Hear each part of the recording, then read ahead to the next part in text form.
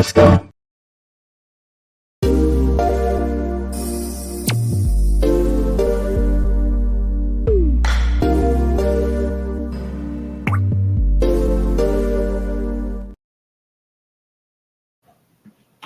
Get your copy of Fire. It's definitely a must-read. If you enjoy hood books, this one is it. Just like the title of the book, it's officially Fire. Get it on Amazon, paperback or Kindle.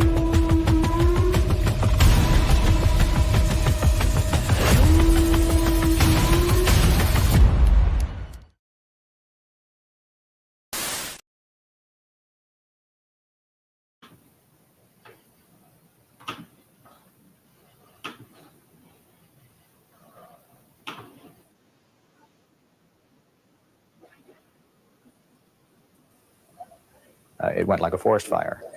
It started in a lot of different places at pretty much the same time. 500 FBI agents coming after us with a license to kill. 30 mil, claiming it's just a drug bust. They're thinking they're making a fly switch. Replace the devil for the witch. Reach up and reach, gotta reach. Power to the people and the beats.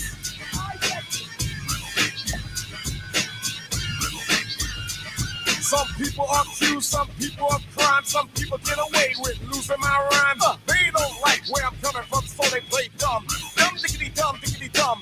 Well, I'm telling you what they do. Everybody plays a fool while the real deep cools in the pool. Yeah. Hill got the finger on the war button. Talking loud, ain't saying nothing. TV got him bigger than life. All we need is a knife. Who the criminal? Yeah. Blind, deaf, and dumb. Hard to see them coming, but they come. Here they come. Don't be dumb, diggity dumb. I'll take it right, bad checks. Still they getting wrecked. Going for a knick-knack up. Rolling in a blue and white gang. Ready to bang, bang, bang. Hang around the hanging rope. No. N-O-P-E. I ain't been it for the soap. Never understood why the hood have a who's in the joint. Now they got me losing my point. Gotta have it going on. Born criminal, born.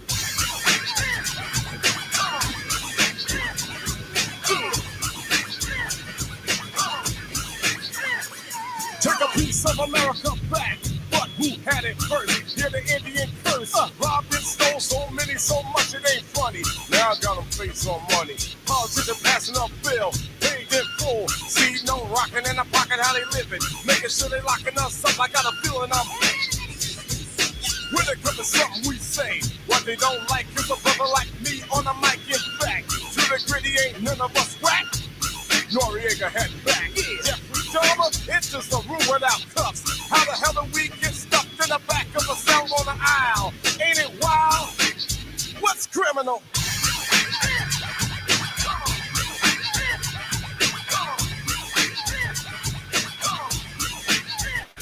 Power to the people in the beats.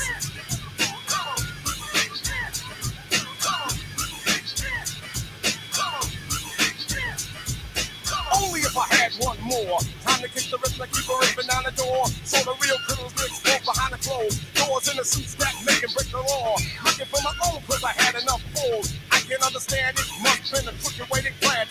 Only supposed to keep the peace. But I can't trust them so I keep my peace. Loaded and cocked cause I don't miss the block. Talk about the ones who don't get chained to the rock. Folks that got away with the dirt and the grime. While we go away for the neighborhood crime. Never liked what I saw in the law. Indiana trees hanging us instead of leaves. Yeah. We hanging from the rope. Yeah. By real criminals.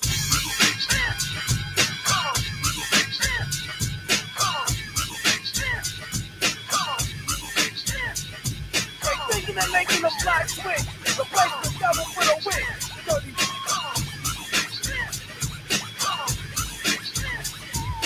Reach up and reach, gotta reach. Power to the people in the beats. Yeah. Reach up and reach, gotta reach. Power to the people in the beats. Yeah. Reach up and reach, gotta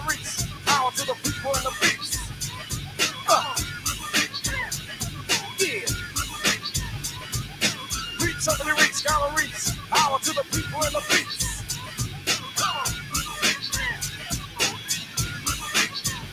Power to the people and the beats.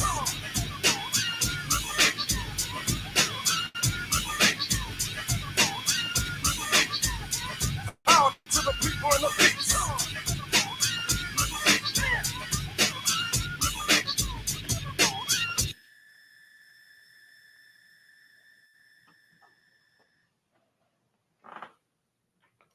Peace. This is the enemy's public. I am Bro.Nasir. I hope everyone is having a great evening. This evening, I want to talk about the prison corporation's contracts with other corporations for slave labor trapped in servitude. The prison industrial complex is self-explanatory. It's a prison industry,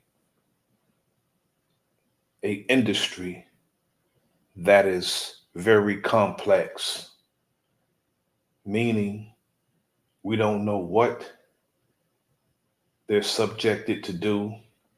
There's no telling.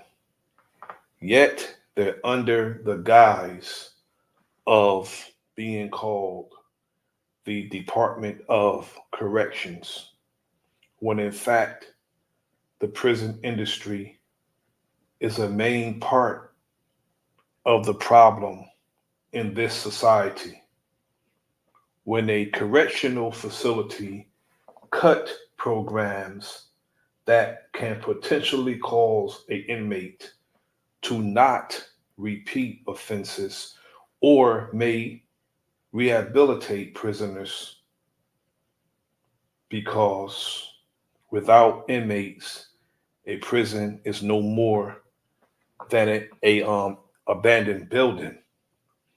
Without inmates, contractual employees have no salary because the state and federal government will have no need to allocate funds to county and state so-called correctional facilities.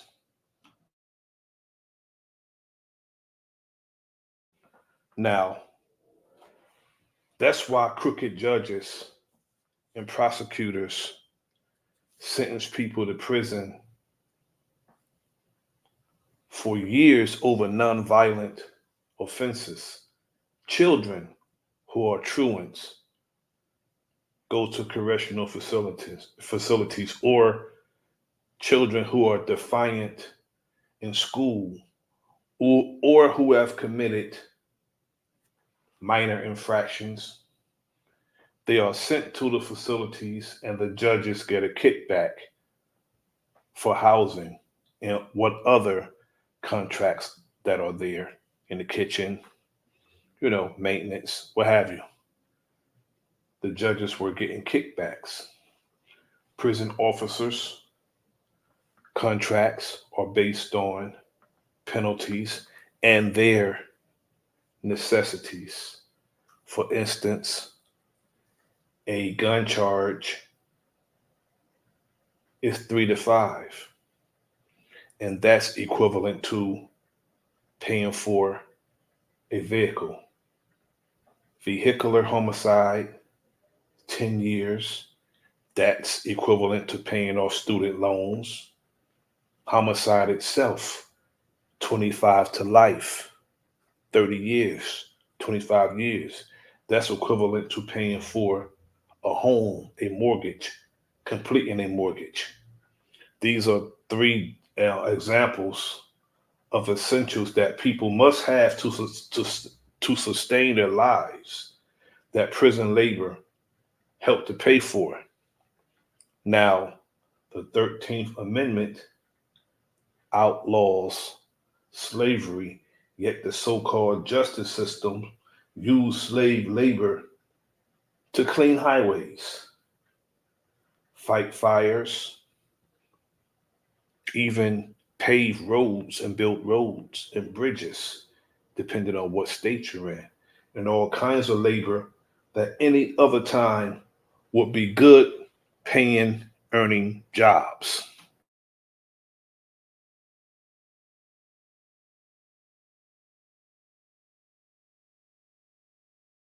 Now, I don't know why some of my people constantly talk about how the system is broken when it's not.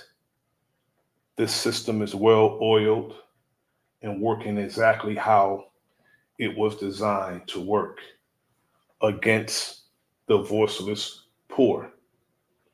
Corporations take 40% of inmates' pay when they are part of a work release program in certain states like Alabama. That doesn't even include the state and federal taxes. On top of state and federal taxes, the correctional facility, the system, takes 40% of the inmates' pay. Now, a lot of the work is forced work, mandatory overtime, and some people don't even have days off. Got to work 7 days a week, 10 hours a day. Yet when they do get days off, it's sometimes interrupted. You know, what's ironic about the travesty is they allow some inmates to go home when they're out of work for 24 to 72 hours. Peace to my brother, my Jersey brethren, Warfare K. Thanks for tapping in, good brother. They allow them to go home, and they want to trap them in the servitude, trap them in the system, because when they go up for the parole to the parole board, they bring up an infraction from years ago to deny them parole. This is because the prison system wants to continue receiving cheap labor. Now, these are major corporations who are involved, like Walmart, McDonald's, and other Fortune 500 corporations are in cahoots with the prison industrial complex, and they are getting cheap labor. They're having people work 5, 6, 7 days, and they are getting hardly no pay. And these people barely have days off.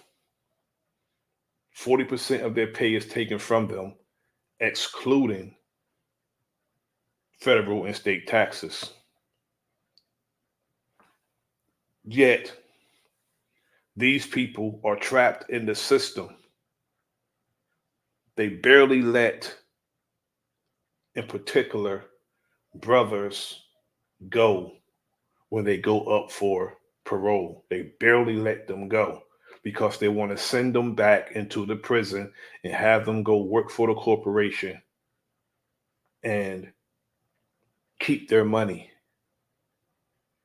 as if the prison industrial complex is not making money already.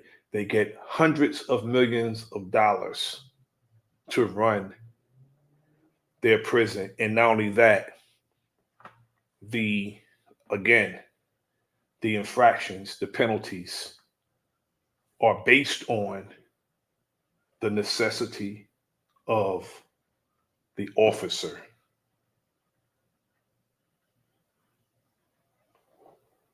The system is well oiled. The system is working accordingly, according to how it was designed to work. Now, I'm going to present some video footage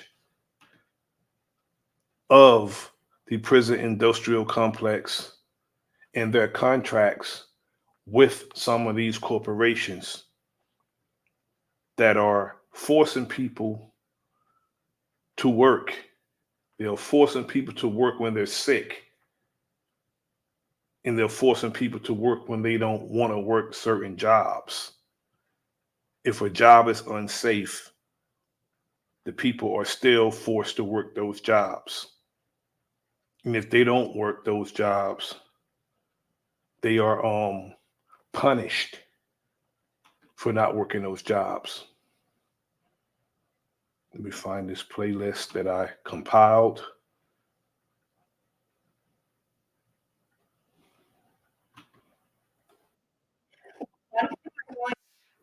Let me see.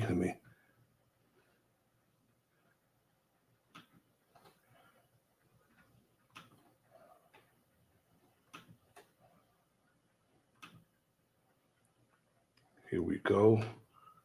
And we'll get rolling.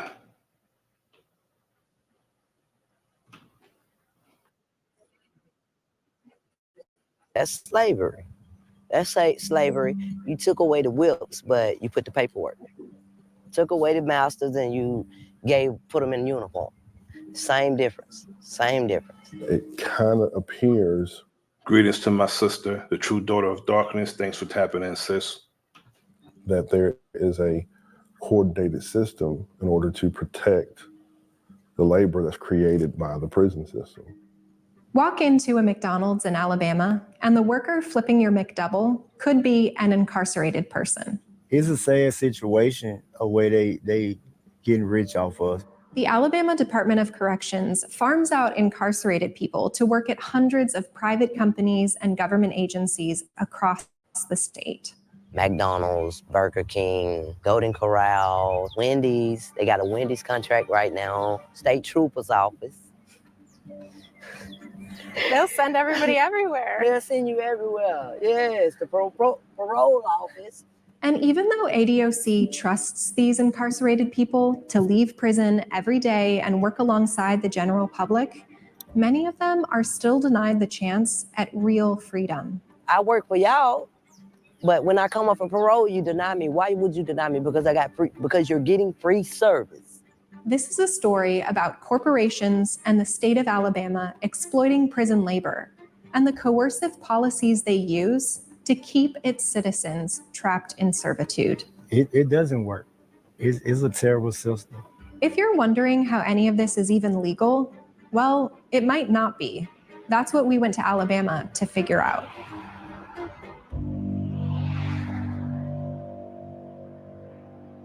So yeah, could you just describe like how long you worked here? And I was here 18 months.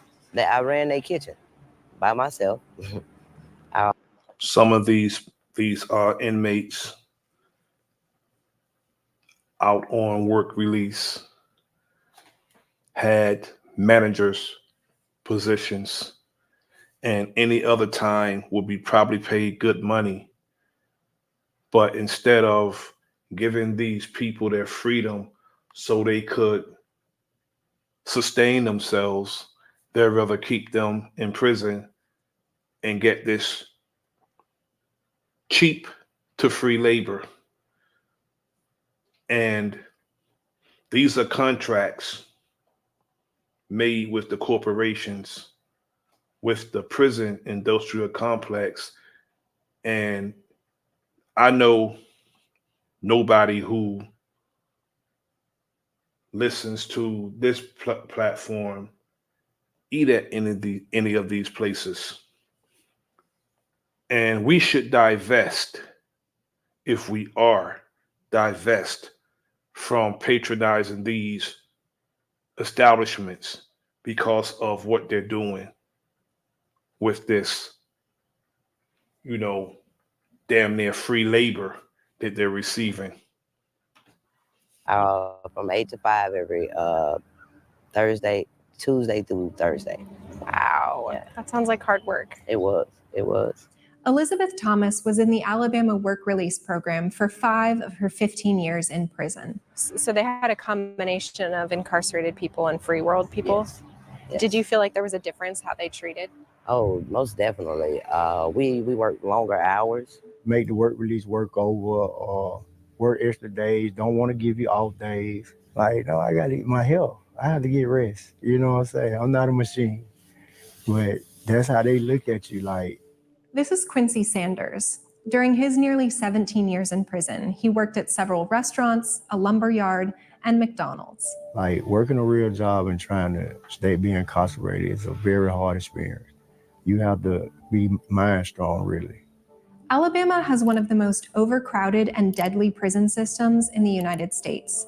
Even the Justice Department found conditions there to be unconstitutional. In 2023, almost a person a day died in Alabama prisons, which is almost 5 times the national average. Or they might get beat to death. People beating folks with sticks. They breaking broomsticks, making little billy clubs. People in there stabbing each other. People in there doing drugs. People in there almost about to die. They're not getting you no nursing assistance. The nurse probably get there, you probably be dead. But ADOC offers people in prison with nonviolent misdemeanor convictions a potentially life-saving deal. If they join the work release program, they get to live in special facilities that are generally... But these are nothing but slave quarters, special facility. You work the people to can't see in the morning, to can't see at night, don't want to give them days off. And if you do give them days off, you interrupt the day off or you take the day off from them. And some of these prisoners are allowed to go home for the weekend. If they are allowed to go home and they don't mess that up for years, why are they denied parole when they go up before the board? Much less dangerous than regular prisons. They spend their days working in the free world without prison supervision, and they can earn 72-hour passes to visit their families at home. Again, they're working as a civilian, but they're not civilians. They're not, so-called quote unquote free. And they're working unsupervised. If they can work unsupervised for years, and when they go up for parole, they're denied, that's a miscarriage of justice. And I know why it's done. It's done to get that cheap to free labor continuously. If you go out here and you do the right thing, you get to elevate, you get to grow, you get out of this facility. But what you didn't tell me is that you finna get all my money. That's what they didn't tell you. The state takes a 40% cut of every incarcerated worker's wages off the top, before taxes, plus an additional $5 a day for van rides to and from work, $15 a month for laundry, and then any restitution and court fees. If your check is $6, that is slavery. That is slavery. They're taking damn near all their money. 36. You might see two something out of that. And that's every 2 weeks. And you done work 80 hours and only seen $200. Like it makes you lose motivation, because money motivates people, especially working. So it kind of makes you lose motivation. One estimate calculated that the state of Alabama enjoys a benefit of more than $450 million a year off of prison labor. And $400 million annually from prison forced labor. This is ridiculous. That is like more than some countries have in their economy. The prison industrial complex gets it from forced labor. It's slavery all the way around the board, just slavery. And unlike free world workers, incarcerated workers can't just get a shift covered or quit. ADOC has a list of rules that all incarcerated people are expected to abide by. Rules like don't have contraband, be in your bunk at the required time, and rules like don't refuse to work. That's a rule on the books. CJ Sandley is one of the attorneys behind a recent lawsuit filed against ADOC. The range of punishment punishments folks can face if they get written up for refusing to work include solitary confinement, losing access to phones, tablets, visitation, access to their families and loved ones for like 30 days, 60 days, being required to do more work inside the prison walls for free under threat of punishment.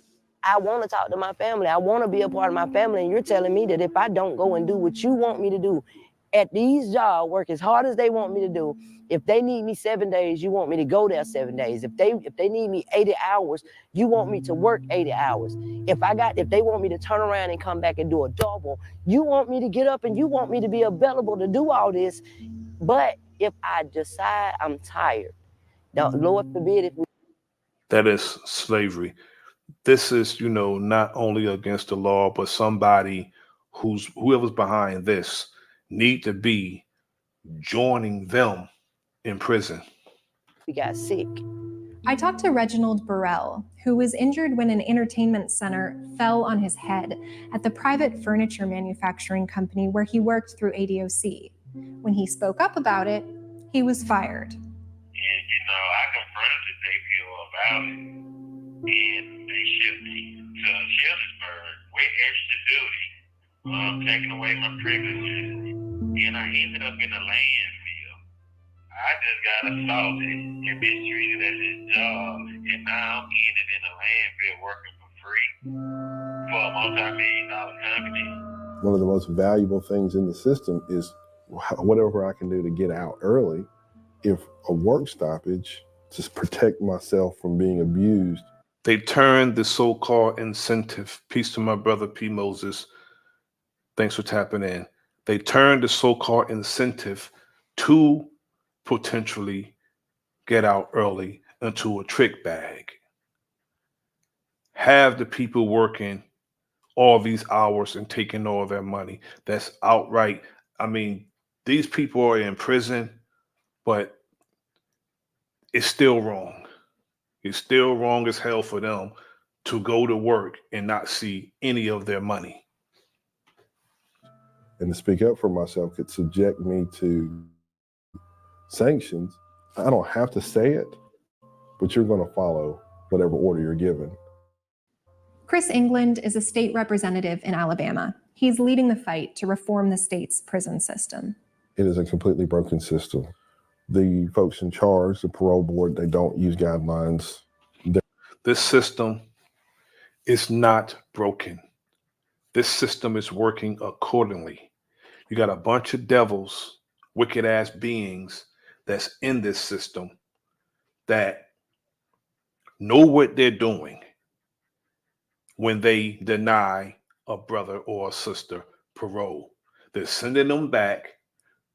And then after sending them back, after denying them, going to mandate that they work for these corporations for close to nothing. They send them back several times, and they'll be lucky if they eventually are paroled. But from my understanding, they hardly ever parole a brother the first time they go up, especially in places like Alabama. There is no methodology applied to it. Alabama has some of the lowest parole grant rates in the country. And more than 90% of the time, hearing this answer. Denied, denied, denied, be denied. Parole will be denied. If the parole board followed its own guidelines, it would grant parole in about 80% of cases. But instead, that number... They are supposed to grant parole in 80% of their cases, but they don't do it because they don't have anybody watching them. Nobody's watching them, and those who are watching them are in cahoots with them because they have their hands in the cookie jar also. Everybody is getting paid, including the prison, all the way down to the prison guards, because it's an incentive for a prisoner or these jails to have occupants, because if they don't have occupants, it's nothing but an abandoned building. Number dropped to just 8% last year. And incarcerated people in the work release program don't fare much better. I know that there are people at the Department of Corrections, they assess them, and then they say, you are not a threat. So much so, that you can leave here and go work. Some people actually go home for 72 hours on a weekend and are told, we trust you to the point where you do whatever you got to do. We'll see you Monday morning, 8 o'clock. That same person goes before the parole board and they say, what you did 20 years ago is so bad we can't let you out. You are a threat to public safety. And this is after allowing them to go home for 72 hours because they are part of the work release program, trusting them to go home for 72 hours because they're giving them free labor. But when they go up for parole, they bring something else up that was old, that happened years ago, to deny them parole to keep them trapped in servitude. But make sure you're at work tomorrow morning. A federal lawsuit claims that 235 people in the work release program were denied parole in fiscal year 2022. So if the system is operating as designed, what is the point of the system? It appears labor is. One thing our lawsuit talks a lot about is that very clear lineage from slavery in the state to convict leasing and to what we've got now. And the punishment by the Department of Corrections is what our clients are challenging, because that's what amounts to involuntary servitude and slavery by the state. After the Civil War, the 13th Amendment abolished slavery with a key caveat. Forced labor was still allowed for people convicted of a crime. And the states adopted a copycat of this federal amendment. But here's the thing. Forced labor, as bad as it is one thing. Yet, when a person goes up for parole after doing their time, or after they do a significant amount of their time, which make them eligible for parole, to keep them in prison after they was on a work release program. Work release, that means they are putting trust in you that you will go on that job and come back. And if you've done that for years, you are trustworthy. They can't all of a sudden, well, they do, but they shouldn't all of a sudden consider you a threat when you go up before the board after all this time of going home after work or going on a furlough for 72 hours. In 2022, Alabamians made a historic vote to remove this exception. The state has a new constitution. Voters overwhelmingly agreed to make our state constitution free of racist laws and language. However, they changed the state constitution. The governor and the Department of Corrections really doubled down on the punishment for refusing to work. So the people closed the loophole and then the governor went around to open it up again, basically. Yeah, that's right. Governor Kay Ivey's executive order made encouraging or causing a work stoppage a high-level violation, on the same level as possession of a weapon, drug possession, and bribery. Now, that's crazy. Drug possession, bribery, and attempted bribery is the same level. They're going to say refusing to work is on the same level as the aforementioned. Refusing to work. And contrary to popular opinion, slavery still exists. The order also cracked down on correctional incentive time, better known as good time. In some prison systems, good behavior is... Now, this old hag should be in charge of nothing. She should be home. Now, she is a part of Jim Crow days. and she see things the same way. She shouldn't be in charge of nothing, not even herself. Is rewarded with what's known as good time. People can earn sentence reductions and get released from prison early. And the state legislature even changed its good time law to increase that form of punishment for folks who refuse to work. We're simply changing the amount of correctional incentive time or good time days that are offered. Are we increasing or are we lowering it? We are lowering them. All of this was done on the heels of this constitutional change, and frankly, it's a brazen ignoring of the will of the voters of the state, and that's what our lawsuit is about. And so many people want to work, but these people in these facilities and are in this system can care less of what the voters say. It's about the money that they allocate and that they make off the prisoners. Now, I know in the state of New Jersey, it takes $40,000 a year to house a prisoner in the state of New Jersey per prisoner.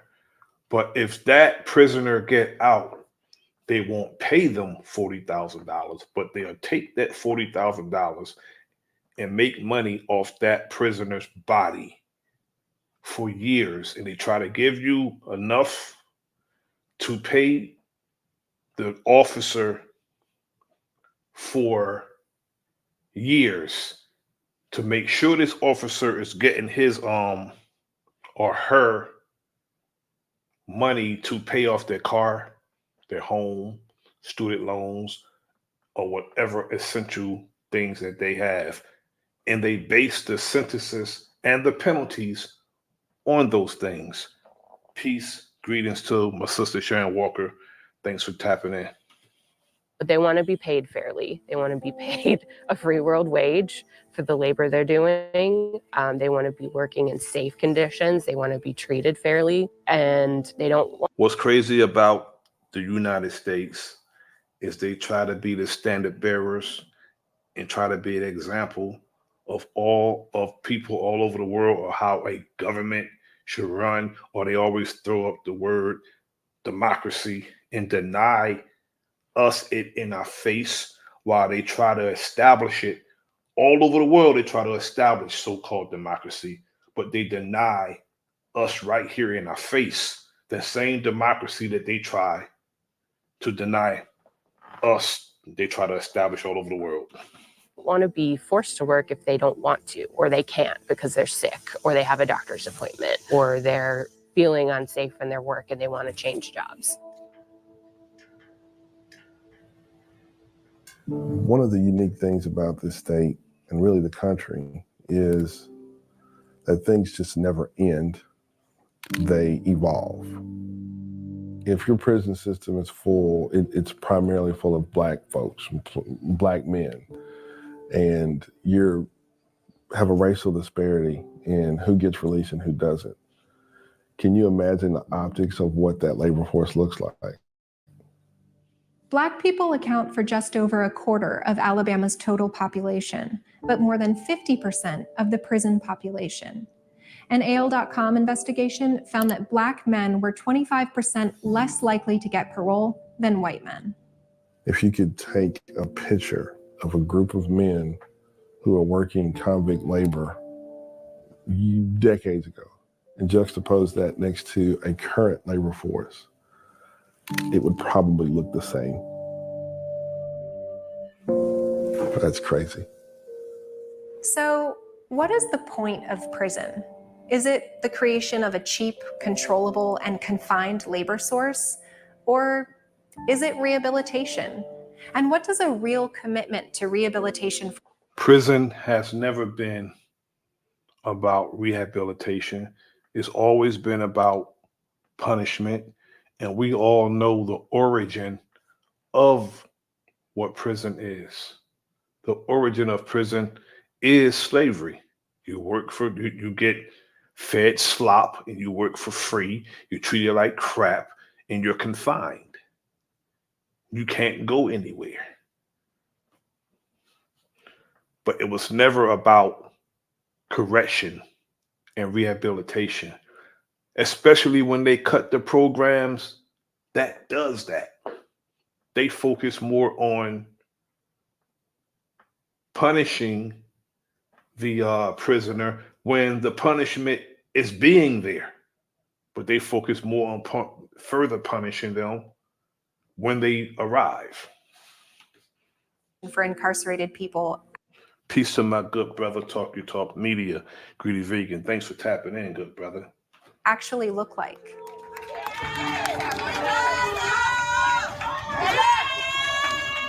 I wish they'd strip that name off of that Alabama Department of Correction. I wish they'll take correction out of that and just say Alabama Department, because ain't no correction. Ain't no correction, ain't no structure, ain't no discipline. You discipline me to do what you want me to do, not the law. Not to come back. They could care less about the law, never cared about the law, all the way to the officers who's working outside of the prison. The police, the one who bring you to jail when you end up in prison, they can care less about the law. Again, I'm going to keep stressing this. Without the prisoners, there's no money, and the buildings are abandoned. Now, it'll never get to the time when or where the prison population would be lowered significantly. They'll never establish that. They can care less about lowering crime. They talk about lowering crime and being hard on crime, when being hard on crime is a cold word, is being hard on our people. People can take that or they can leave it alone, but it's a cold word for being hard on our people. And it's because if the prisons are empty, it would be no use for any other correction officers, faculty, staff, whatever you want to call them. It'd be no need for them. Everybody would be out of work. So that's why they have nonviolent crimes, or not necessarily nonviolent crimes. They have crimes where they're victimless crimes that people go to jail for. People are in prison for victimless crimes. They'll put you in jail for that because it's about the money. Back in society and be able to live off of what you taught me. That's not what's going on. If I lived off what DOC taught me, I'd still be a criminal. Because they want that paycheck. They want me to come back in tomorrow. They want me to. Because their money keep flowing. It's no correction. We need to start correcting. We need to start loving. We need to start teaching.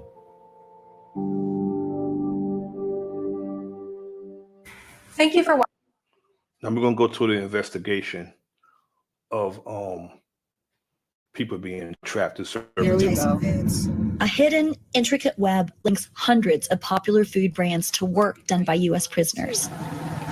A 2-year Associated Press investigation found that everything from grains, meat, eggs, and milk had been grown, harvested, or produced by incarcerated people. And their labor finds its way into the supply chains of...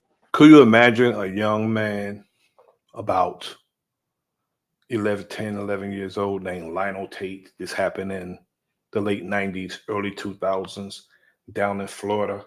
His mother was a state trooper. Lionel Tate, you know, he was playing with a little girl who was much smaller than him, but Lionel Tate didn't have it all. His mother was a state trooper for Florida. She upstairs asleep.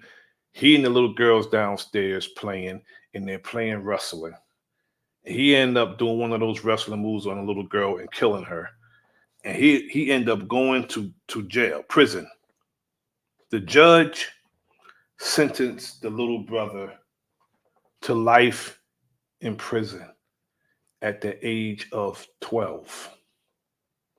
And they put him in a prison with grown men, not in a juvenile facility. They put him in prison.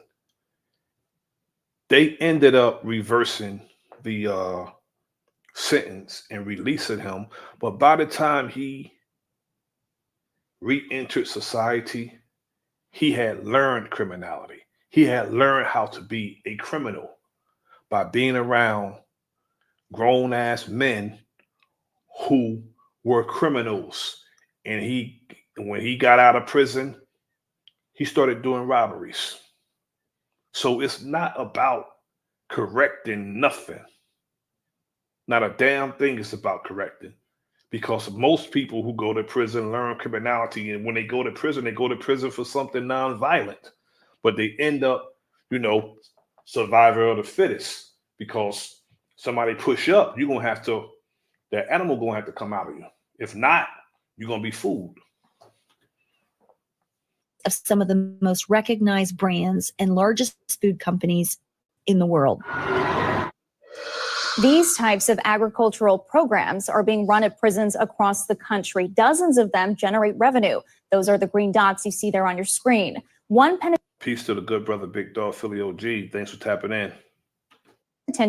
penitentiary highlighted by the AP is the state prison in Angola, Louisiana. A prison spokesperson there pushed back on the slavery comparison, saying Angola has transformed with large-scale criminal justice reforms. The official pointed to other programs like educational and spiritual options that prisoners can choose from. NBC's Lester Holt met with one prisoner who took that route back in 2019. Watch. What is it like to serve time in the same prison that your father was executed in? At first, it was embarrassing. I just knew I had to do something different than just do time and die in prison. I was able to go to the seminary. I graduated with a BA, 3.91 average in 2013. I was selected to be a social mentor. Joining me now is Robin McDowell. She and her colleague Margie Mason are the authors of they always, Sister Sharon Walker, they always see our children as adults. And white men and women can be in their mid-20s and they'll say he or she is just a kid. But they'll say that our 10 and 11-year-olds, they'll say young man, young adult. They make our children adults, and they make their grown-ass men and women just a kid. Of this sweeping investigation. Robin, welcome. Thanks for joining us this evening. The story that we just heard, that's just one example, right? What did your investigation find on a broader scale about the experiences at Angola and prisons that have these agricultural programs across the country?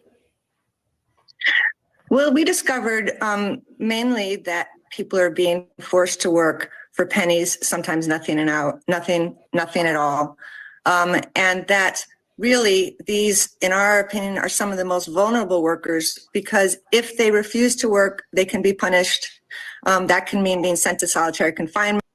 I have to find the list of these corporations who are participating in this, and I'm no longer buying their products.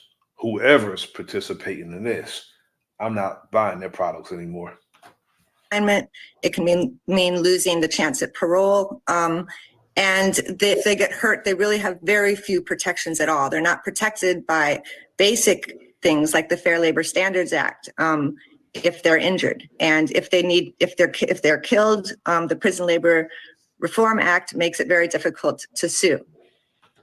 Can you imagine taking 40% of their salary, $15 a week for the van, $15 a week for laundry, and then all that is excluding the state and federal taxes after these people worked all that time and they receive no pay. Now, this work that these people are doing as far as farming and working for these food companies, that's hard work. And that's labor, but they hardly get any pay for the labor they do. When we're hearing comparisons to slavery, let's remind people what the 13th Amendment says about slavery. Quote, neither slavery nor involuntary servitude, except as a punishment for crime whereof the party shall have been duly convicted, shall exist within the United States or any place subject to their jurisdiction. Robin, what can be done if this is enshrined in our Constitution? Now, it's in the Constitution. The Constitution is a damn con. Keyword prefix is con in Constitution.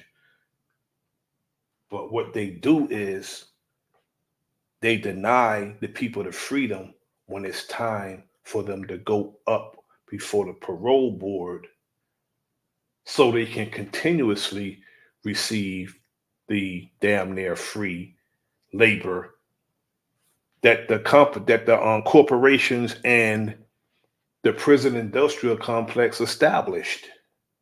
This is outright slavery. Well, I think people need to remember, a lot of things that are legal are not necessarily right. We can look directly at slavery. Efforts are underway now to make changes to that, to the amendment, and also similar language in state constitutions. I guess that is a start. There are also efforts to try to get people who are working behind bars or as part of work release programs to at least get paid fairly and to be protected. I searched, I don't know how it is now, but if you look at a lot of these prisons across the United States and who is in charge, who's the warden, a lot of them look just like us. And they'll do this to their own people. They don't investigate. They go in, they conduct business as usual. Why? Because they feel, because they got the job they have, that they have risen above the condition of their own people, and they don't mind mistreating their own people. They'll turn a blind eye to who they know are wicked demons that would deny their brother the freedom when he or she deserves it. We know this investigation calls out really large companies like McDonald's, Whole Foods, General Mills. Do they know what is happening, and have they responded to your reporting? Well, just to make a distinction between how these goods are ending up in the supply chains of some of these biggest products. Some big companies buy directly from big prison farms and others through third-party suppliers. So I think it depends on how closely they are connected to the actual initial purchase, whether or not they know. Did anything surprise you during your research as you... Peace. Greetings, my brother, Black Wild Indian. Thanks for tapping in, family. Conducted this investigation, and where do you see this going in the future? I think really what surprised us most was the lack of protections if something went wrong.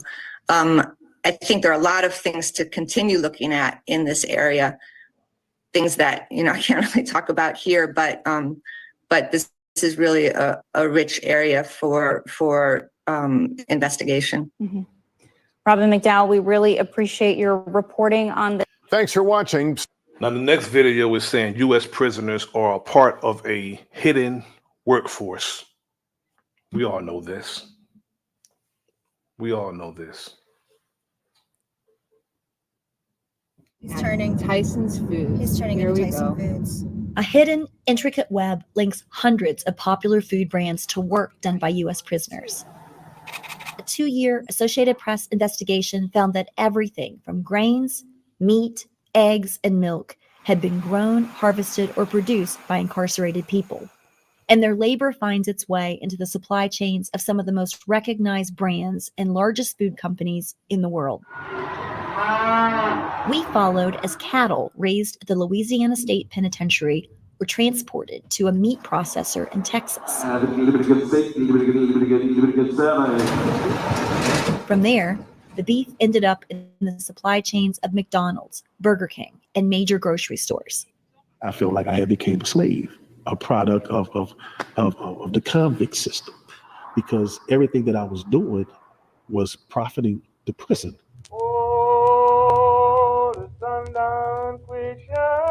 The 13th Amendment of the U.S. Constitution abolished slavery and involuntary servitude, except as punishment for a crime.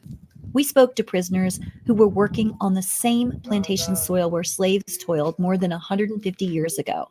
Many were making pennies an hour. Some were getting nothing at all.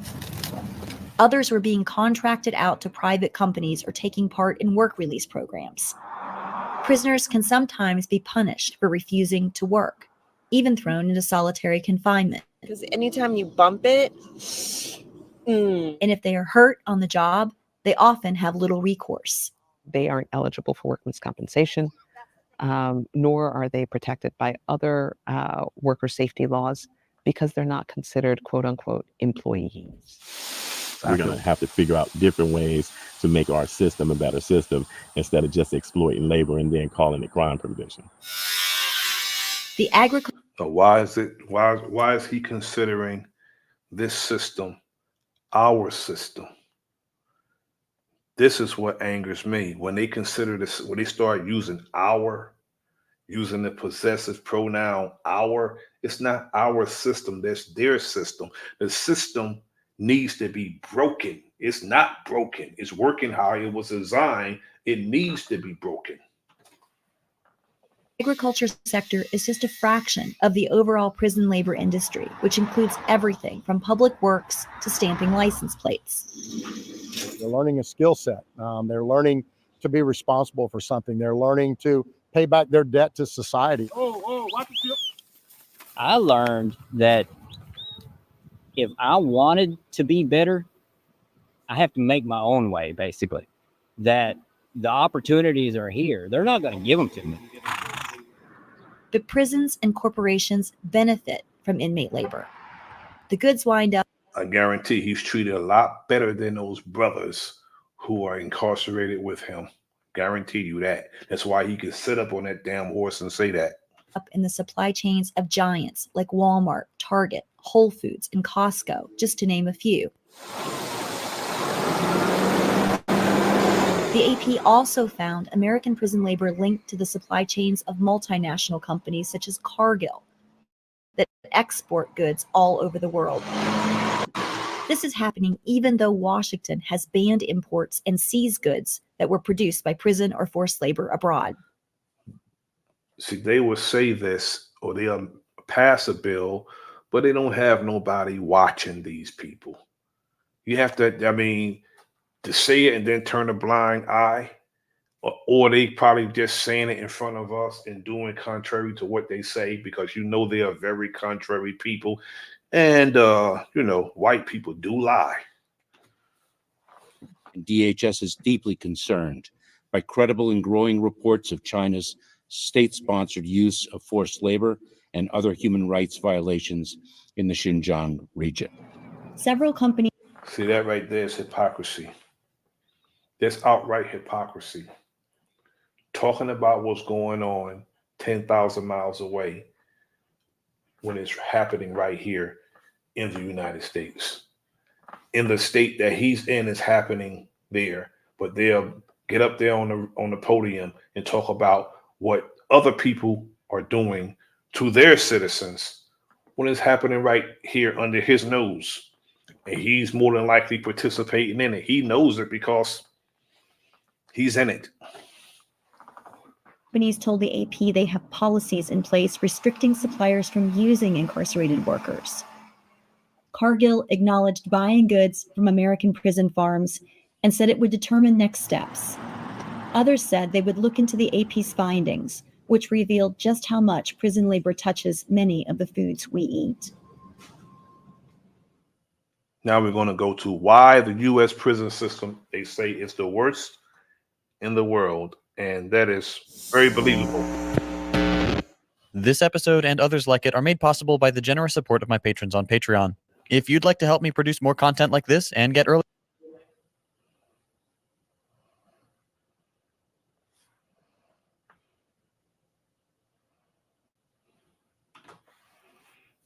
Pardon me, I skipped by mistake.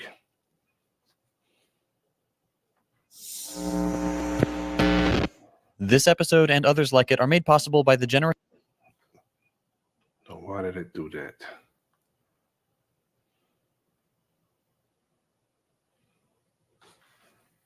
Yes, why U.S. prison system is the worst in the developed world.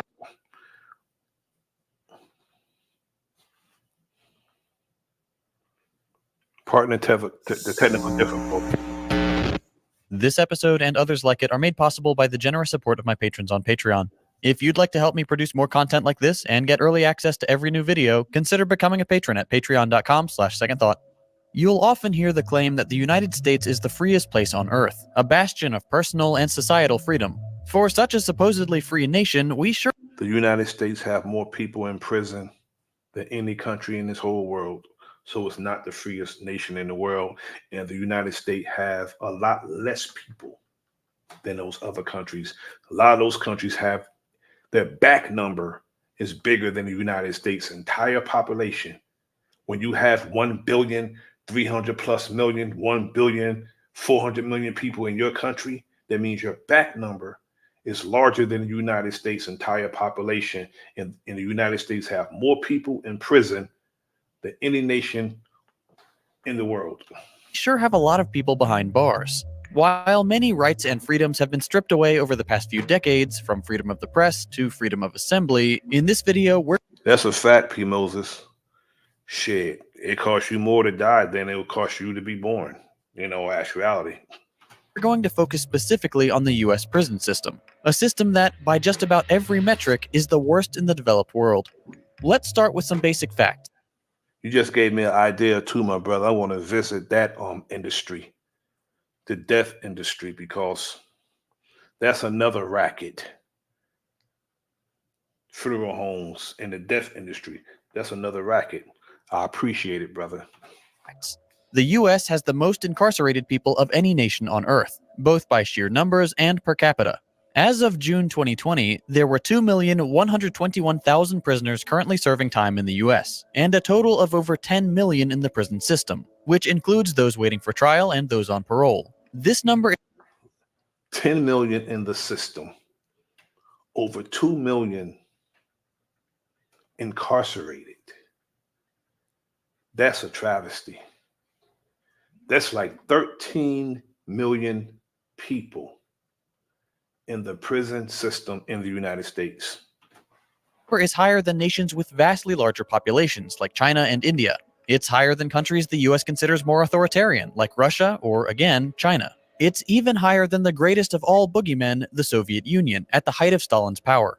As for our per capita rating, the US incarcerates roughly 655 people per 100,000. No other OECD nation comes close. The UK sits at 140, Canada 107, France 105, Germany 77. China barely cracks 150. All the countries the US likes to cast as authoritarian hellholes, every single one of them incarcerates fewer people and often in far more humane facilities. The US represents 4% of the total world population, but 22% of the world's prison population. When you talk about prison and prisoners, all the racists tend to come out of the woodwork and say things like, well, those other places are all one race, and immigrants are just inherently criminal. Of course, these statements have no basis in reality. Among roughly equally diverse nations and countries with similarly sized immigrant populations, our incarceration rate is still vastly higher in every case. We also need to remind these people that white people go to jail too. They're just let off the hook far more frequently than any other race. But we'll get to that later. Now that you have an idea of just how much of an obsession we have with locking people up, let's talk about some specifics. If you're familiar with my channel, you'll know that I identify one common thread that ties together all of the worst tendencies of the American empire: profit. Everything is driven by the insatiable urge to accumulate. All about the Benjamins. That's what the prison system is about. All about the Benjamin. It's not about rehabilitation. It's not about correction. It's about that cash flow. Greater and greater sums of money. The stock market demands perpetual growth. Corporations must... Prison is on the stock market. Prisons are privately owned. Make more this year than they did last year. The prison industrial complex is no different. We tend to think of prisons as self-contained entities, cruel but untainted by the tendrils of capitalism. This is not the case. Companies have always been eager to work with prisons to increase their profits. The companies that provide food to prisoners are only Even record labels, people, even record labels, they got stakes in prisons also. That's why they have these brothers doing the kind of rhyming and shit in the kind of records that they make. Don't get it twisted, because the prison industrial complex met with the record labels back in 1989, and the whole course of hip hop changed after that. only too happy to sell nutritionally deficient slop to the prison industrial complex. It's cheap to produce and nets them a healthy profit. The phone companies that provide basic call functionality to prisoners charge exorbitant pay-per-minute rates because they know how desperate these poor people are to speak to their loved ones. Transportation companies make a killing shuttling prisoners to and from court appearances and between prisons. But more egregious than these examples is the practice of modern-day slavery. I don't know about any other state, but now in the state of New Jersey, if you are locked up, they charge you $50 to process you. They charge you to process you in central booking. They charge you $50. And if you don't have that $50, if your loved ones put money on your books, they subtract that $50 from the money that they put on your books. You are charged to go to jail in the state of New Jersey, county and state. You've probably heard that the state of California routinely puts inmates to work fighting fires. Do you know what they're paid for putting their lives on the line? $2 per day, or $2 per hour when they're actively fighting fires. The minimum wage in the US is $7.25 per hour, which is already absurdly low and has been determined not to be a livable wage. Prisoners are paid $2 per hour at best for their labor, less than 1/3 of the federal minimum wage. But wait, it gets worse. Incarcerated people have their own minimum wage. Care to guess what it is? It's not $2, it's 12 cents per hour. Some states, including my home state of Texas, do not require incarcerated workers to be paid at all. Would you sell an hour of your life for 12 cents? Of course you wouldn't. But the people trapped in the prison system have no choice in the matter. They are required to do the work that is demanded of them. This is slavery. In the past year, inmates have been put to work manufacturing hand sanitizer and PPE, washing hospital laundry, and digging mass graves for COVID victims. In normal years, they provide forced labor for thousands of US corporations, including big names like McDonald's, Wendy's, Tyson, Verizon, Sprint, Fidelity, Walmart, JCPenney, and IBM. Angry yet? It still gets worse. With each passing year, You're welcome, sis. We have to divest from those companies. All those companies that's participating in this, we got to divest in supporting those companies. America finds new ways to extract profits from human life. Let's talk about private prisons. As the war on drugs ramped up in the 1980s, federal prisons began to become overcrowded. The solution? Turn to the private sector to build new prisons for all this excess human inventory. The government contracts a private company to build the prisons, that company locks up the overflow prisoners, and in exchange they receive a fixed rate for each inmate. They are paid for each person they imprison. See the problem here? The prison slave labor market is a financial incentive not to pursue prison reform. It would damage the profits of thousands of US companies. But by adding We have to pay attention to this. We must pay attention to this. I'm going to run that back a little bit. We have to pay attention to what he just said. Very important. prisons began to become overcrowded. The solution? Turn to the private sector to build new prisons for all this excess human inventory. The government contracts a private company to build the prisons, that company locks up the overflow prisoners, and in exchange they receive a fixed rate for each inmate. They are paid for each person they imprison. See the problem here? The prison slave labor market is a financial incentive not to pursue prison reform. It would damage the profits of thousands of US companies. They talk about prison reform, but they're not serious about prison reform. They're not serious about rehabilitation. They're not serious about correction, because correction would be,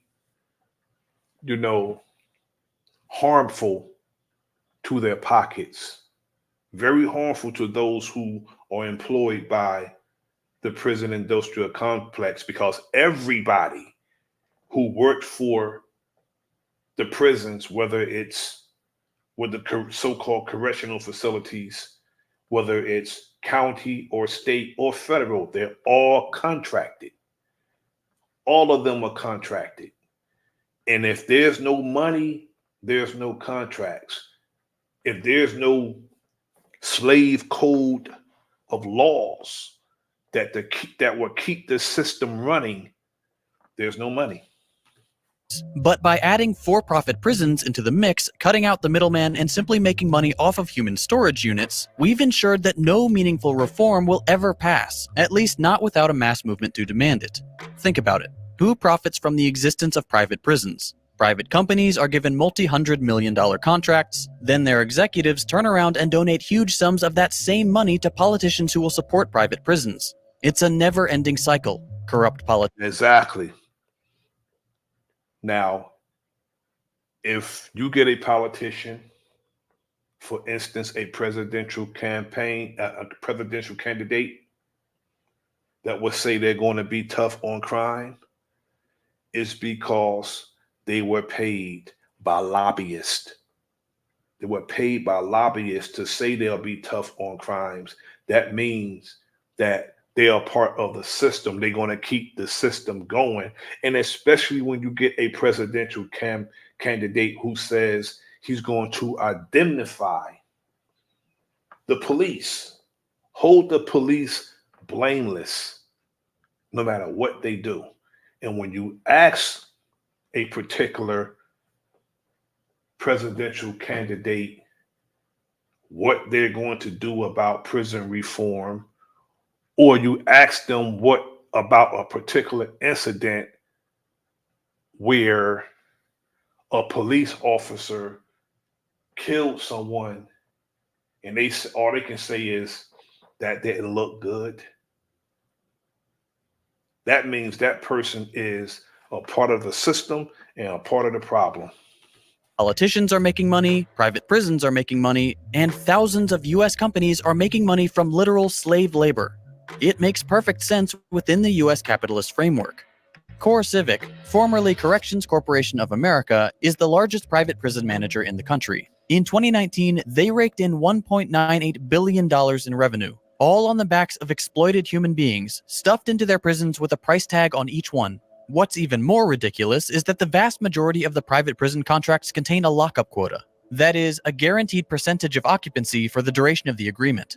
Most of these quotas... A lockup quota. And also, police pulling people over for nothing, fishing when they do pull them over and locking them up for nothing. That's putting a person in the system, and that's also generating money. That's a quota. They say quotas are against the law, but who stops these crooked bastards for doing stuff that's against the law?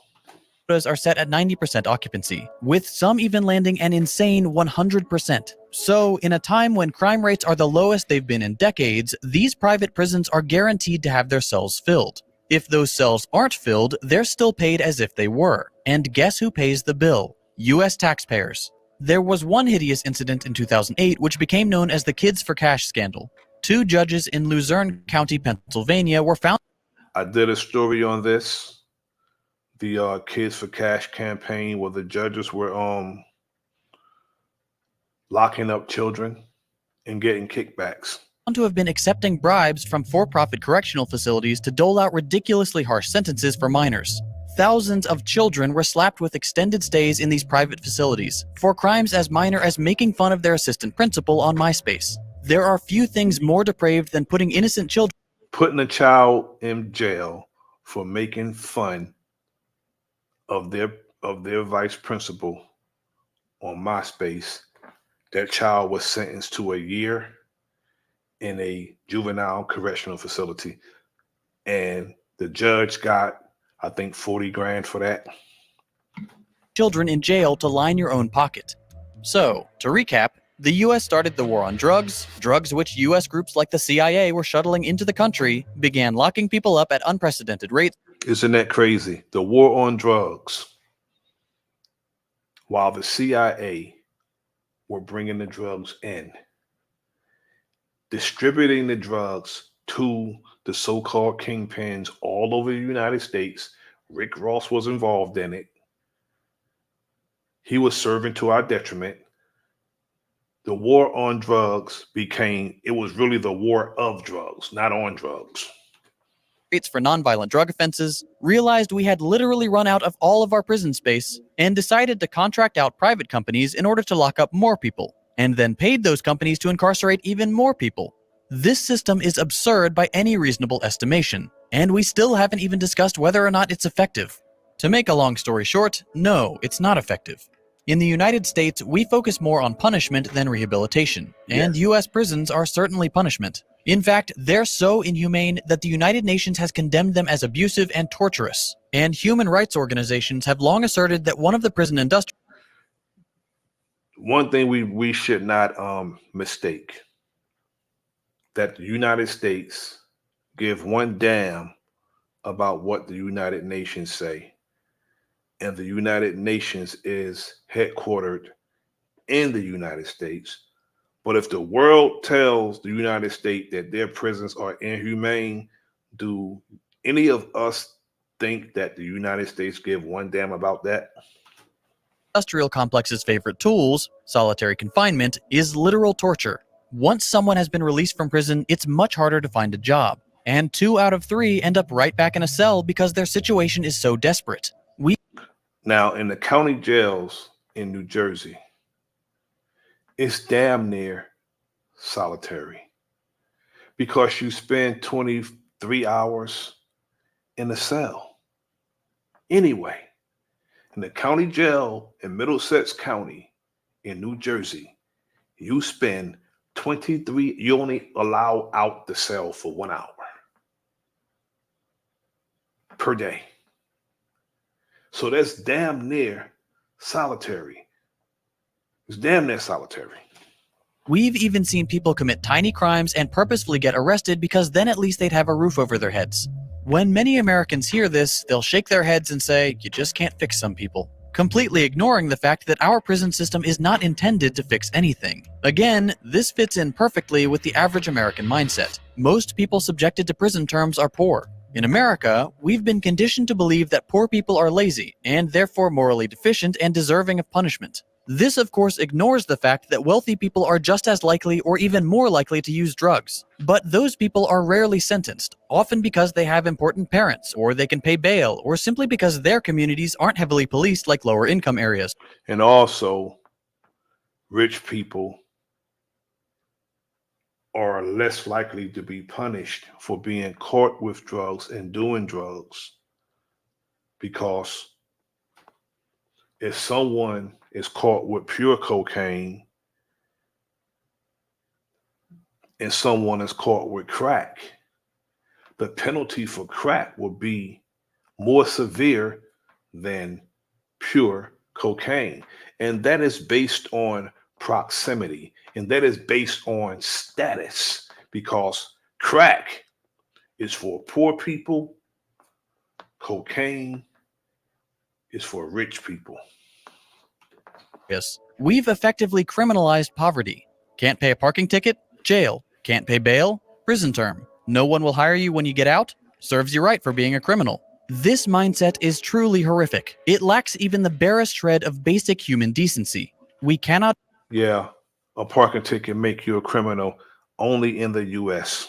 Ignore the fact that systemic racism plays a large role in the American prison system. 2 men, 1 white and 1 black, charged for the same crime with the same criminal background, are often given different length prison sentences. Can you guess who gets the longer sentence?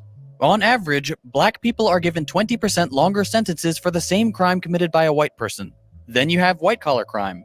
Banks have engaged in money laundering for drug cartels and other shady operations for years, bankrolling the very industry we throw people away for, and they caused the single largest economic crash since the Great Depression. Did any bankers get locked up for any significant time? Of course not. There are 2 separate justice systems in this country, one for the rich and one for everyone else. Okay, but what's the alternative? It's not fair to complain and then not propose a better way. Luckily for me, I don't have to come up with an entirely new system. plenty of vastly more humane, more modern, and more effective prison systems already exist. One shining example is Norway. With an incarceration rate of just 60 per 100,000, Norway stands out as a prime example after which we could model our own prison system. Norway's criminal justice system focuses not on punishment like we do in the US, but on rehabilitation and the principle of restorative justice. The Norwegian criminal justice system caps prison sentences at 21 years and does not allow the death penalty. Whereas prisons in the US look more or less like slightly updated medieval dungeons, Norwegian prisons are quite different. This footage is from Halden Prison, which was completed in 2010 and is representative of Norway's incarceration philosophy. Everything is intended to foster an environment of improvement for their inmates. The rooms are reasonably comfortable and furnished with quality of life features like DVD players and TVs. The inmates can roam more or less freely, wear normal clothes, and make use of common areas and kitchens. There's a store where they can buy their own food. The architecture is specifically designed to allow those inside to see out into nature and observe the passage of time. US prisons, by contrast, are made as oppressive as possible. Little light from the outside world, cramped corridors, tiny, uncomfortable cells, and But the U.S. tries its hardest to be the standard bearers and the example of how the world should be. And they have the worst jurisprudence and they have the worst prisons in the world. Relationship with the guards which can only be called antagonistic. That's another area where Norwegian prisons excel.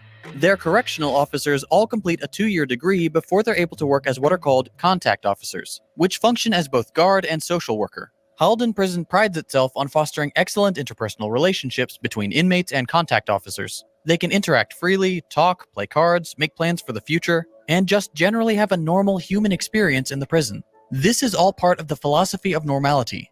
The idea is to make prison as close to life in the outside world as possible, so that when inmates have served their time, they're able to more easily adjust back to normal life.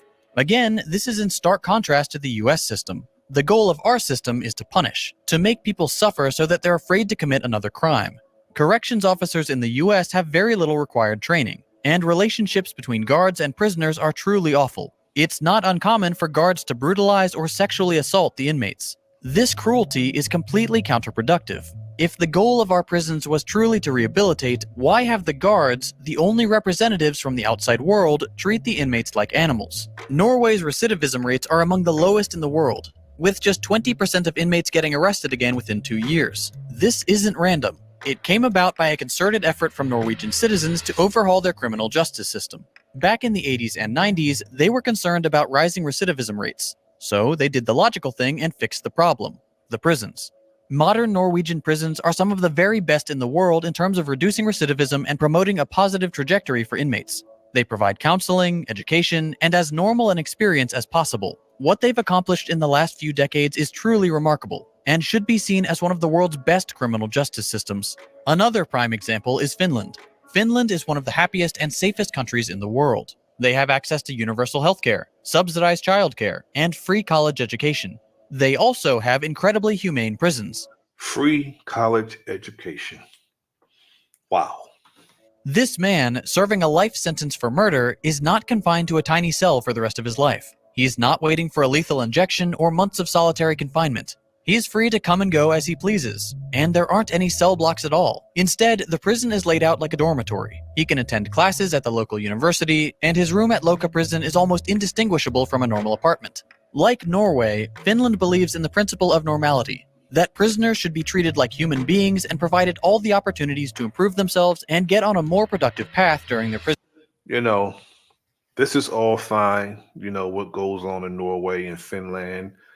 Yeah, it's only one thing that I'm distinguishing. I don't see any of our people there. And I wonder if our people will be treated that way if they happen to be caught up in that system. Just a, a thought. Prison stay. Inmates receive counseling, job training, and interact with prison staff in a normal, human fashion. Because of these innovations and a dedication to actual rehabilitation, Finland's incarceration rate has dropped dramatically over the last 70 years, to just 1/4 of what it was in 1950, and it's now one of the lowest in Europe. By comparison, the US prison population has skyrocketed in that same period, despite our own crime rate dropping. Just to give you a sense of how barbaric and outdated our prison system seems to other developed nations, Finland now operates a prison museum in one of their old 19th century prisons, as a sort of reminder of how terrible their system used to be. It is almost indistinguishable from a modern US prison. It's clear that the US has a long way to go before it can be considered a truly free nation. Our horrific prison industrial complex is a permanent stain on this country. But they sing that song loud, land of the free, home of the brave, when it's really the land of the thief, home of the slave. Legacy. The systemic racism, use of slave labor, inhumane treatment and outright torture of prisoners, and the commodification of human lives to be locked up in order to increase profits is truly wrong in every way. If we're actually angered by this and really want to make a change, we have positive examples to point to and say, this is what we want. It won't happen by itself. The only way things will change is the only way things have ever changed. By enough people coming together to say, enough is enough. We're trying something new. I mentioned at the beginning of this video that this kind of content is made possible by my patrons on Patreon. This sort of video, while very important... Now, the next video is prisoners in the United States, cheap labor.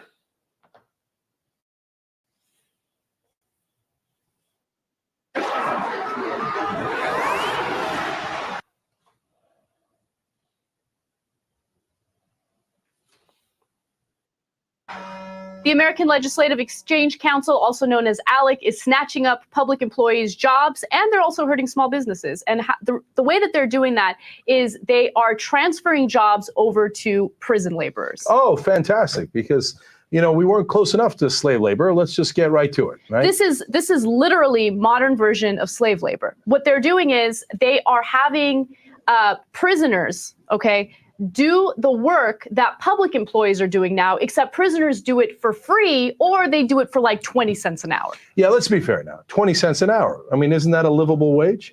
They're in prison anyway. What difference does it make? They have to do it. We can force them to do it. Who else did we used to force to do labor? Let me try to remember, okay? And they say, but hey, out of the goodness of our heart, we're providing shelter for them in prison. And that's part of their compensation. No, but you know what they're saying? They're saying, oh, well, these people are in prison. Tax dollars are helping to fund them. So they're in prison. Doesn't it make sense to make them work and pay off their debt? Like, that's the way that they try to sell it. But it's a vicious cycle. Let me explain to you how they do this. So what ALEC does is it works with state legislators to pass extremely tough on crime legislation. So they are in favor of the drug war. They worked with state legislators in Arizona to pass SB 1070. And what they want to do is work with the lobbyists that the money comes from. A lot of the legislators are paid off by those lobbyists that will make them, have that sentiment that they have to be tough on crimes. Now, these corporations are paying the politicians, they are paying the lawmakers to be tough on crime and to pass these slave code of laws that will have someone ending up in that system. Is they want to have more and more people imprisoned, right? So these private prisons make a huge profit off of that. Now, what happens after that? Since so many people are in jail, states accumulate huge deficits, right? Mm-hmm. So since they have these deficits, what do they need to do? They need to find a way to pay for it. And a good way to save money is to stop paying public employees and have these prisoners do the same jobs for free or essentially no money at all, like 20 cents to $1 an hour. So this is not speculation. You can actually trace the legislation. It comes from this business lobby and it goes straight to Republican lawmakers, and then it becomes acts. It's traced in a series of articles in The Nation, in these times, and the list goes on and on. It's very well documented. Two of the biggest groups in this group in ALEC are Corrections Corporation of America and the GEO Group. They're formerly known as Wackenhut Corrections. They're the two largest private prison companies in the country. And what they do is they do things like the prison. Wackenhut went from being a security firm to being private prison. Wackenhut used to be a prison, not a prison. I'm sorry. Wackenhut used to be a security firm that like did hospitals and hotels and those type of facilities, but they went from one thing to another. They were contracted to do prison. They've been doing prison ever since. Prison Industries Act, and they have the Republicans pass it. So what it does is it creates more and more prisons for these private prisoners for these private prisons. For example, they wrote SB 1070 in Arizona, the one that would make it illegal not to have your papers with you. Right. You know, the famous case in Arizona where they're going to ask everybody for their papers.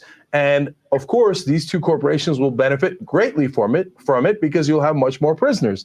And they're the ones who wrote it. So now this is a great crime, basically, in our system, because our system has been so corrupted that these private companies simply buy the politicians. They get them to pass any laws that they like. They create more prisoners, and then they turn around, profit off the prisoners, and then make them do nearly slave labor and profit off of that as well. Just to give you some more information on this, right now in Arizona, what they're trying to do is build more. That's double and triple dipping with the same people. Fences along the border, right? And one way that they're doing that is they're having prisoners do it for free. Right. Now, just think about that for a second, okay? Legislators in Arizona passed SB 1070 so Mexicans get imprisoned, and then those same Mexicans are used to build fences for the borders for virtually no money. Well, it's, you know, it's brilliant in its depravity. And, you know, by the way, on drug laws, of course, these companies and ALEC is pushing for tougher and tougher drug laws. Why? They need more prisoners for their private prisons, and they're for their companies that continue to make money. By the way, one of the things that gets hurt, small businesses. Absolutely. Like some print shops, for example, that are now the prison companies are competing with are getting run out of business in states like Florida. Because they're small business. They can't keep up with this large business, which has bought the government and allowed them to have an advantage where their workers get paid 20 cents an hour. How in the world could you compete with that? We're worried about competing with China? Are you kidding me? You can't compete with the prison companies. And that's another thing that I found fascinating. Alec's response to all of this is what? At least we're not outsourcing jobs. Yeah, well, they're literally insourcing them. They put them inside prisons where they can't move at all and make them work for them.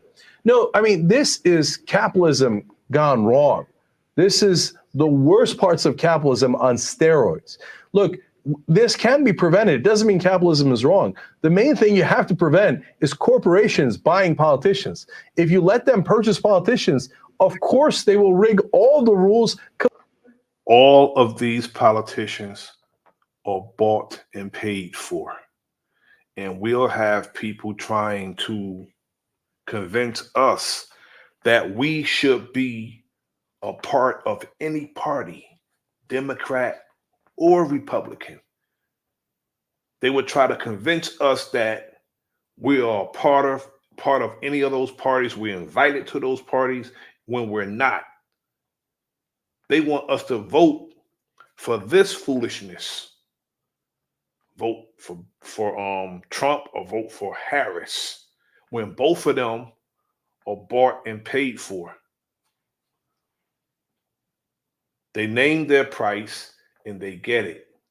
When you see these corporations, okay, this corporation support this candidate, that means they're going to give that candidate campaign funds, and they are lobbyists, and you're going to have to do something for that money. See, our people, we just give our votes away. We're not lobbyists. Always say we need to stop going to parties that we're not invited to.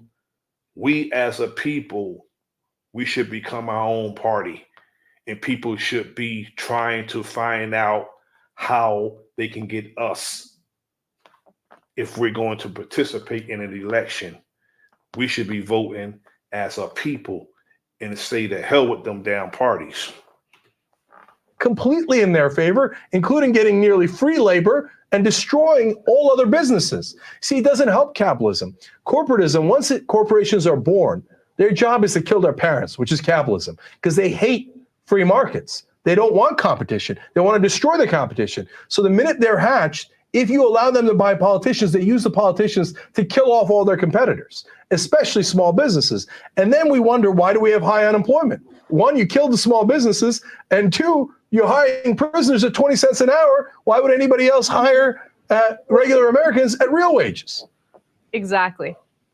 No. Look, the more you look into this group, Alec, the more you see that it is at the heart of the beast. Now, this is the last video. We got McDonald's, Microsoft, Victoria's Secret. They're involved. The other day, we told you about American prisoners in more than a dozen states protesting poor labor conditions, among other issues. And prison labor is a $1 billion a year business, and many inmates say it amounts to modern day slavery. As the debate goes on, some businesses, big businesses, are making a profit on the circumstances. Here with more is Molly Barrows, legal journalist with the National Trial Lawyer magazine, who joins us from beautiful Pensacola, Florida. Molly, thank you for being with us. I mean, what sparked this whole thing? Well, it was the riots, those deadly riots at Lee Correctional Institution. When we, my brother P. Moses, when we revisit this subject, I would like you to come up and give your testimony on what you did with that non-profit and further expose them on the enemy's public. I'm going to revisit this because I want to, do the ideal that you just gave me in the near future. Institution in South Carolina earlier this year. 7 inmates were dead, dozens more, well, actually about 17 more were severely injured. And inmates now, through the Jailhouse Lawyers Speak, it's a group of inmates that are basically leading this strike, and an organized group. And they say enough's enough, that the conditions, the living conditions are poor in prisons across the country, that violence like what they saw in South Carolina is common at other prisons across the country. And they also want to bring attention to the fact that not only are living conditions in prisons terrible, sentencing structure is terrible, unfair sentencing, racial discrimination. And one of the big ones is they basically feel like modern day slaves, that they're being forced to work for pennies on the dollar, like some making less than $1 a day or right around $1 a day. And federal law says they have to work. Federal law says federal prisoners, in fact, have to work. So a lot of times they're doing menial or custodial type jobs, but a lot of times companies are hiring them as well and using some of this labor to profit. So these inmates are saying, hey, give us what's fair. If we're going to be serving our time, then don't treat us like modern day slaves. Yeah, I mean, they have to have basic human rights. I am curious, and I'm dying to know this. When we first covered this story as a headline, which businesses are profiting from inmate labor, and how are they doing so, Molly? Well, it's really interesting. I did a lot of online searching. I looked at a lot of other articles that have covered this particular issue. And Career Addict, which is a website that basically helps people with job searches, had an article that listed the 7 companies as of last year that were making the most or were also profiting off prison labor. And again, these are companies that are making, lots of money, and they're getting labor at a discount for a lot of smaller services. And some of the companies they listed, including McDonald's, which was making uniforms and things like straws. They talked about other companies, including American Airlines, hiring prisoners that would answer their call service centers, their call center, Microsoft, Walmart. There were a whole list of companies, and some of them do business directly. I mean, you've heard in recent years, companies like Victoria's Secret and Whole Foods received a little criticism in the press about doing business with prison labor in order to cut down on their labor costs. But there's another way that they go about, that these businesses go about doing business with these prisoners as well, or with these prisons, I should say. The American Legislative Exchange Council. I had not heard of this group before, but I guess it is it's an organization that's made up of voluntarily of state legislators, and they influence everything from sentencing laws to that impact inmates, as well as they help with legislation that allows inmates to manufacture these products and these services. So they have a direct hand in passing legislation that makes it easier for these companies to use these prisoners for their labor. And going back to your point, I mean, anybody who get up on the podium, whether it's a debate or a State of the Union or whatever they're talking about, if they start talking about being tough and hard on crime, they've been paid off by one of these corporations. Because in order for them to make their money, They must have prisoners. As fast as a prisoner is let go, they want that prisoner replaced. I mean, they are prisoners. They are required to work. I don't think anybody would disapprove of them making the most of their time while they're there. But the other side of prison, it will never be a time when a sheriff, a warden, a prosecutor would say, they may say, oh, crime is down, but they're not going to get up there and say, I'm pleased to say that our prisons are becoming empty. That would hurt most of those who are working in the prison. They're not going to come before us and say that we hope to empty our prisons one day. They don't want that, because they have to make their money, they have to make their living. And if it's on the demise of people, so be it. That's their sentiment. So be it. which often gets neglected and ignored, is that it's supposed to be about rehabilitation. And a lot of these jobs that they're using these inmates for are not giving them skills that are going to prepare them for life on the outside. So ideally, most of these inmates are going to be back outside again, and they're already being nickeled and dimed and charged for everything inside those prison walls in order to get, food from the commissary, in order to email their relatives, all sorts of services that obviously we take for granted on the outside are available. They want to make sure all these inmates can afford is oodles and noodles, tuna fish, honey buns, and little Debbie's cakes. That's all they want them to be able to afford. Available on the inside for a fee, and then they're getting paid pennies on the dollar by corporations or by the state that they're living in. And in essence, they come out either in debt or at zero or without a lot of money, and they can't rebuild their lives like that. So if we're going to put them to work, at least let's put them to work doing something that's going to be of value. So intriguing and insightful. Molly Barrows, legal journalist for National Trial Lawyers Magazine. Thanks, Molly.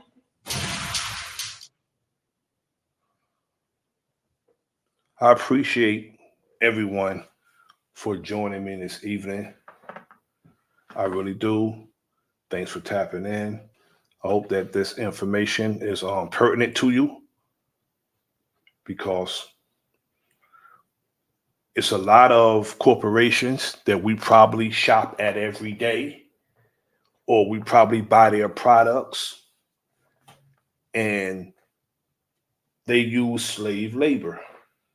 They exploit people. And a way to get back at them is to stop buying their products, divest from their businesses. I'm going to do my research, and whoever I see on that list, I'm not ever buying their product again. I want to thank my brother, P. Moses, my sister, Sharon Walker, my brother, Black Wild Indian, my brother, Big Dog Philly OG, salute. My brother, Greedy Vegan, Talk Your Talk Media. Thanks for tapping in. My sister, the true daughter of darkness. Thanks for tapping in. I appreciate it. And before I go, I'm just going to keep informing that Fire 2 is coming out this fall. Yet, in order for you to be caught up, you have to get Fire 1. Go to Amazon, go to books, FYRE, Angela King James. Get Fire. Fire 2, the finale, will be coming soon. Before I go, I want to do the promo. Get your copy of Fire. It's definitely a must-read. If you enjoy hood books, this one is it. Just like the title of the book, it's officially Fire. Get it on Amazon, paperback or Kindle.